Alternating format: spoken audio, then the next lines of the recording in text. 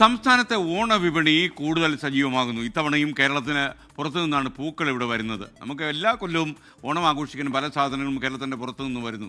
അതാ നമ്മൾ കേരളീയർ എന്ന് പറഞ്ഞാൽ.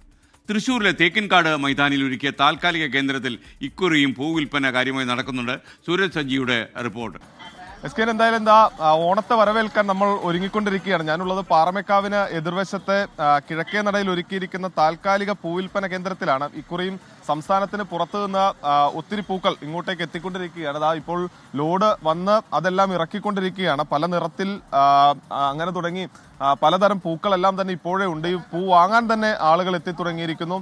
നമ്മളോടൊപ്പം ചേരുന്ന ഇവിടുത്തെ വിൽപ്പനക്കാരനാണ്. ചേട്ടാ, ഇത്തവണ എന്തൊക്കെ പൂക്കളാണുള്ളത്?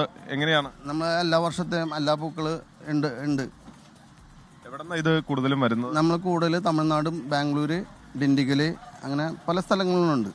ഈ ഓണമായാലും ഒരു സ്ഥിരം ചോദ്യം എന്ന് പറയുന്നത് ഈ വില കൂടിയിട്ടുണ്ടോ എന്നുള്ളതാണ്. വില നമുക്ക് വരുന്നത് 28-ാം തീയതി വിനായക ചതുർത്ഥിയാണ്. നമ്മുടെ കേരളത്തിലാണ് അതിന് വലിയ ആഘോഷമുണ്ട്. പക്ഷേ എന്നാൽ കൂടുതൽ ആഘോഷം വരുന്നത് അറിയാലോ, കർണാടകയിലും ബാംഗ്ലൂർ തമിഴ്നാട്ടിലായാലും ഭയങ്കര ആഘോഷമാണ്. അന്ന് അവരവിടെ ബന്ധാക്കിയിട്ടാണ് നിർത്തുക. അപ്പം അതിൻ്റെ ഒരു വില കൂടുതലുണ്ട് ഇപ്പോൾ ഓൾറെഡി.